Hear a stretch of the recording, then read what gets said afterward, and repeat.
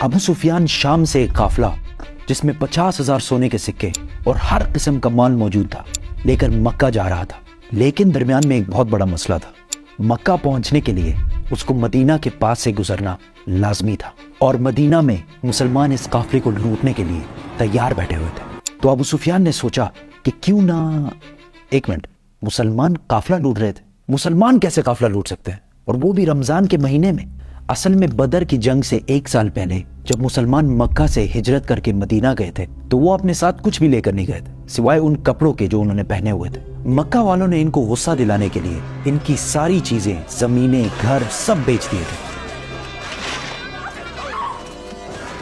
اور یہ وہ قافلہ تھا جس میں بہت سارا سامان وہ تھا جو مکہ کے مسلمانوں سے لوٹا گیا تھا۔ تو مسلمان لوٹ نہیں رہے تھے بلکہ اپنے سے لوٹے ہوئے سامان کا بدلہ لے رہے تھے۔ تو ابو سفیان اس قافلے کا ہیڈ اس ٹینشن میں تھا کہ اگر وہ اس راستے سے گیا تو مسلمان تو اس کو چھوڑیں گے نہیں، تو اس نے اپنا راستہ بدلا اور مکہ ایک خط بھجوایا کہ مکہ والے فل سپیڈ اس قافلے کی مدد کے لیے پہنچے۔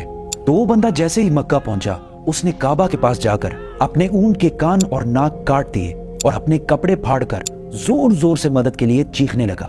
یہ اس زمانے میں ان کا ایمرجنسی دکھانے کا ایک رواج تھا۔ مسلمان فوج آلریڈی قافلے کو روکنے کے لیے نکل چکی تھی۔ ابو جہل نے اس قاصد سے پوچھا کتنے آدمی تھے؟ اس قاصد نے کہا آلموسٹ کوئی 313 لوگ ہوں گے۔ ابو جہل نے کہا ہم 1000 لوگ لے کے جائیں گے۔ پھر اس نے پوچھا کتنے گھوڑے ہیں؟ تو اس بندے نے کہا آلموسٹ کوئی 2 گھوڑے ہوں گے۔ ابو جہل نے کہا ہم 100 گھوڑے لے کے جائیں گے۔ پھر اس نے پوچھا مسلمانوں کی فوج میں اونٹ کتنے ہیں؟ اس نے کہا کوئی 70 کیملز ہوں گے۔ We'll bring 170.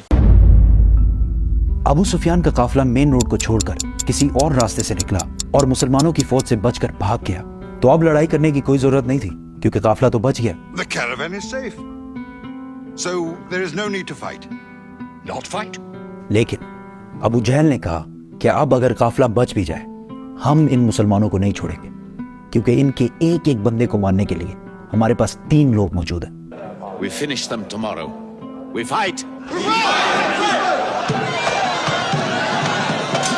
محمد صلی اللہ علیہ وسلم نے اپنی فوج کو بدر کے پہلے کنویں کے پاس جا کر پڑاؤ ڈالنے کا حکم دیا۔ تو ایک صحابی نے آ کر پوچھا یا رسول اللہ، یہ جگہ آپ نے اللہ کے کہنے پہ چوز کی ہے یا مشورے سے؟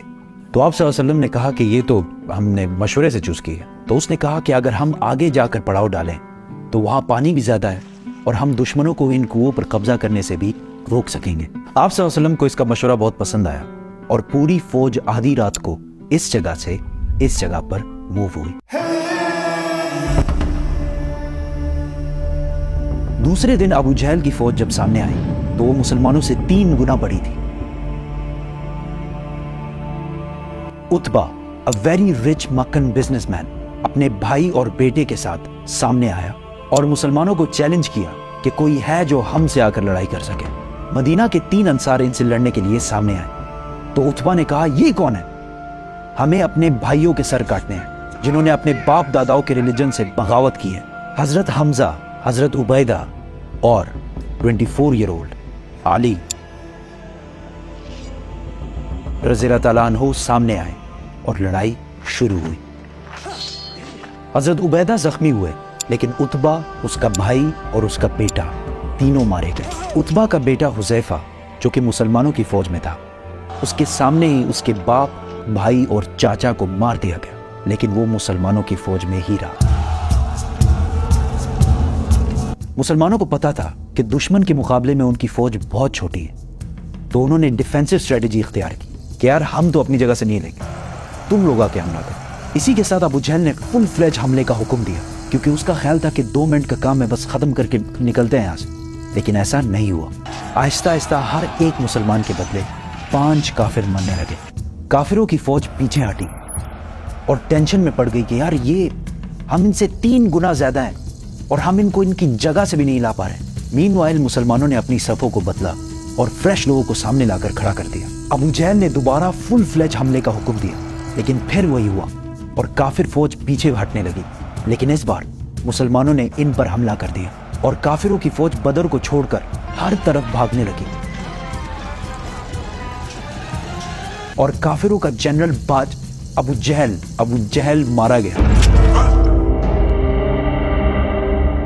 مکہ میں سارے جیت کی خبر کا انتظار کر رہے تھے، کیونکہ پچھلے 60 سال میں مکہ کے قریش کو کوئی بڑی شکست نہیں ہوئی تھی، اور آلموسٹ 65 سال پہلے انہوں نے ابرہہ کے 60,000 فوج کو بھی ہرایا تھا، اور اس کی وجہ سے پورا عرب قریش کو اپنا لیڈر مانتا تھا۔ لیکن اب مکہ کے قریش صرف 313 لوگوں سے ہار گئے تھے۔ پہلے جو لوگ جنگ سے بھاگ کر مکہ پہنچے تو ان پر کسی نے یقین ہی نہیں کیا کہ ایسا ہو ہی نہیں سکتا کہ ہم جنگ ہار گئے ہوں، لیکن آہستہ آہستہ انہیں سمجھ آنے لگی کہ وہ یہ جنگ اور پورے عرب میں اپنی عزت ہار چکے ہیں۔ ایک مشہور ویسٹرن ہسٹورین لکھتے ہیں کہ جنگ بدر سے پہلے عرب محمد کو ایک کمزور آدمی سمجھتے تھے جس کو اپنے ہی لوگوں نے نکال دیا تھا اور وہ دوسروں سے مدد مانگتا پھرتا تھا، لیکن جنگ بدر کے بعد محمد ایک بادشاہ اور ملٹری انجینئرز کے طور پر پورے عرب میں مشہور ہو گیا، کیونکہ انہوں نے اپنے سے 3 گنا بڑی فوج کو ہرا کر دکھایا تھا۔ جیت کی خبر لے کر جب مسلمان مدینہ پہنچے تو ہر طرف خوشی اور سیلیبریشن چل رہی تھی، لیکن جیسے ہی رسول اللہ صلی اللہ علیہ وسلم اپنے گھر میں داخل ہوئے تو ان کو پتا چلا کہ ان کی بہت ہی پیاری بیٹی رقیہ، جس سے وہ بہت پیار کرتے ہیں، کچھ ہی دن پہلے فوت ہو چکی ہے۔ اس بات سے رسول اللہ صلی اللہ علیہ وسلم کو بہت دکھ ہوا، لیکن مسلمانوں کی خوشی اور سیلیبریشنز جاری رکھنے کے لیے انہوں نے اپنے غم کا ذکر کسی سے بھی نہیں کیا، اور یہ سیلیبریشن زیادہ دیر چل بھی نہیں سکتی تھی، کیونکہ اس بار ابو سفیان نے پورے عرب سے 3000 کی فوج جمع کر کے مسلمانوں سے بدلہ لینے کی تیاری شروع کر دی تھی۔ They are gathering. Every young man with a sword is on his way to Mecca.